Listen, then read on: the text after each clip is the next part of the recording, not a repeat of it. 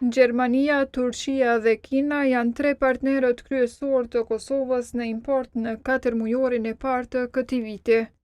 Nga janari deri në prill, vetëm nga këto tri vende u importuan rreth 845 milion euro, apo rreth 40% e të gjitha importeve që ishin në vlerë prej 2 miliardë 152 milion euro.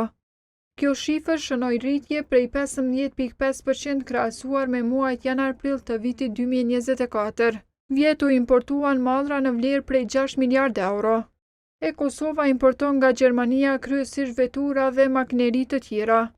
Nga Turqia importohen kryesisht shufra qeliku, cigare, nafte, medikamente, ndërsa nga Kina kondicioner të ajrit, kompjutere, telefona.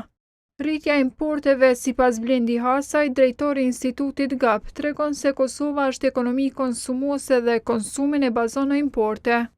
Konsumi sipas tij vazhdon të rritet shkaku i rritjes së kreditimit në vend dhe vazhdimit të dërgesave nga diaspora, të cilat mbi 80% shkojnë në konsum.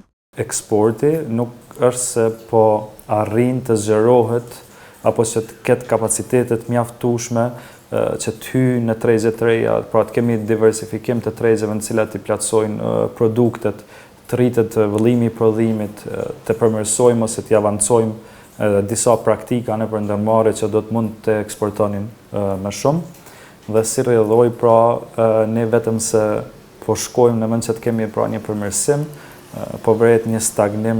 Mallrat kosovare në tregjen ndërkombëtare u tkurrën për 10 milion euro krahasuar me janar-prill të 2024-s, kur u eksportuan afro 270 milion euro mallra. Koha ka kërkuar nga Ministria e Industrisë, Ndërmarrësisë dhe Tregtisë përgjigje se çfarë masash ka ndërmarrë ky digaster për uljen e deficitit tregtar, por nuk ka marrë përgjigje që nga e mërkura e javës që shkoi. Rënja e eksporteve sipas profesorit të ekonomisë Ilir Hajdini flet për mungesën e përkrahjes së prodhimit vendor.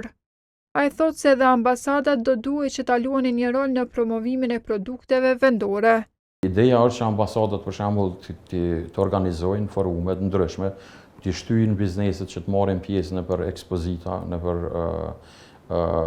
mbledhje të ndryshme, do të thotë të cilat u amundsojnë atyre që të promovojnë prodhimet vendore. Pastaj në bashkëpunim me qeveri të ndryshme do të thotë që të shtyjmë sepse tani Bashkimi Evropian është duke kërkuar burime alternative të furnizimeve dhe furnitorëve. Nga viti 2018, Kosova i ndryshoi partnerët tregtar. Derisa më herët mallrat serbe kishin primati në tregun e Kosovës, ato filluan të zëvendësohen. Aktualisht Serbia është e nënta nga vendet importuese, pas Maqedonisë së Veriut që renditet e katërta dhe Shqipërisë që është e gjashta. Nga këto tri vende të rajonit në këtë periudhë importuan mallra në vlerë rreth 318 milion euro, apo 14.77% e totalit të importit.